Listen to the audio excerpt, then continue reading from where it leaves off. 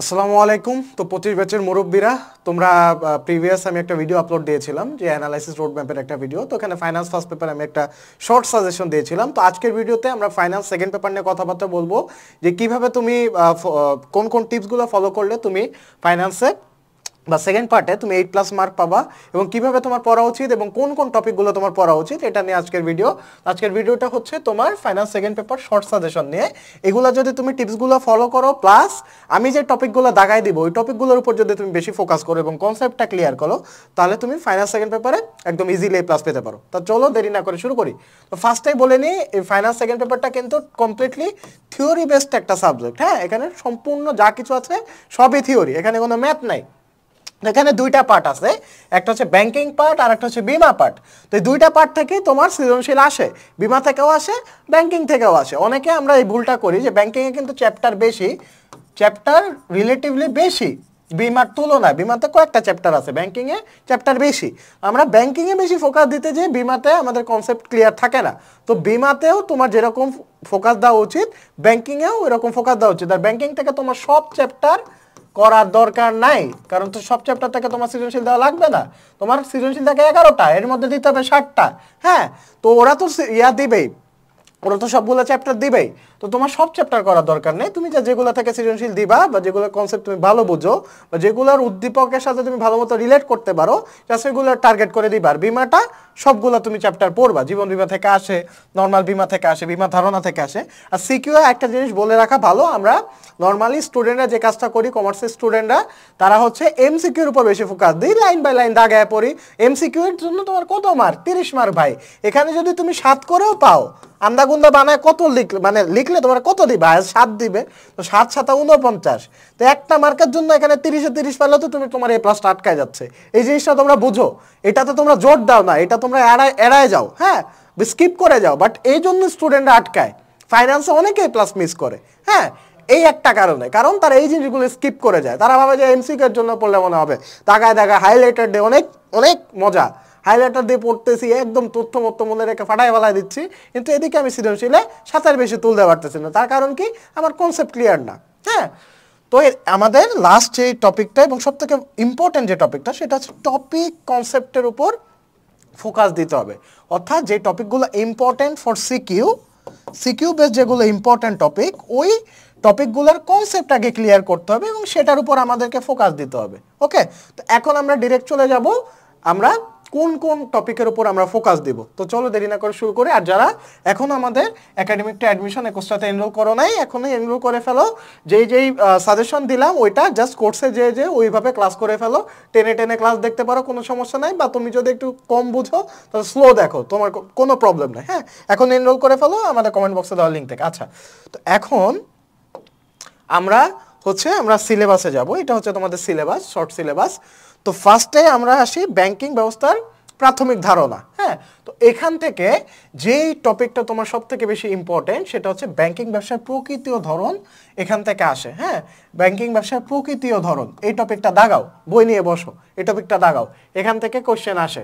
হ্যাঁ, তারপরে বাংলাদেশের ব্যাংকিং ব্যবস্থার নিয়ন্ত্রণ বিভাগ, ব্যাংকার গ্রাহক সম্পর্ক, এটাও দাগাও, এখান থেকেও কোশ্চেন আসতে পারে।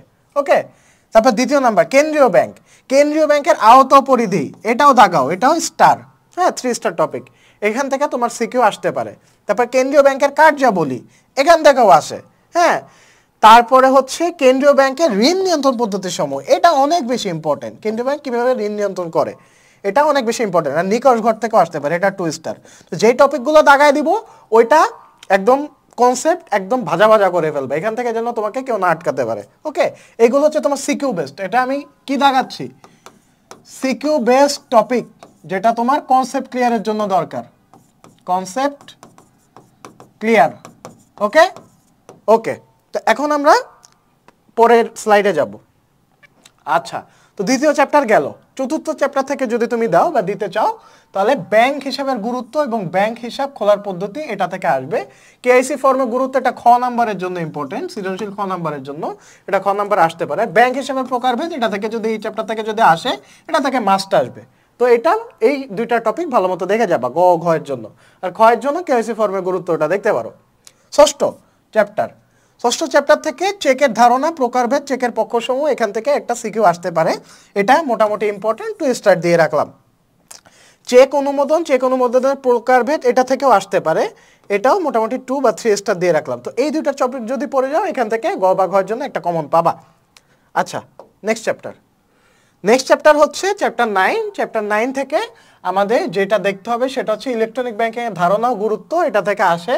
তারপর হচ্ছে গ্রাহকের জন্য আধুনিক ব্যাংকিং সুবিধা সেবাসমূহ, ওই যে তোমার ATM card, debit card, credit card, এগুলা, হ্যাঁ, এগুলা থেকে আসে।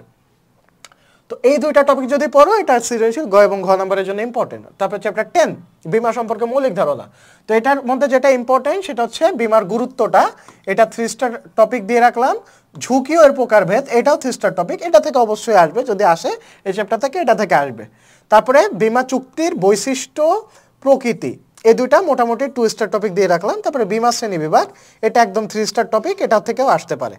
হ্যাঁ, তো এই 3টা টপিক যদি তুমি পড়ে যাও তাহলে দেখবা তুমি এই চ্যাপ্টার থেকে ভালো মার্ক তুলতে পারতেছো।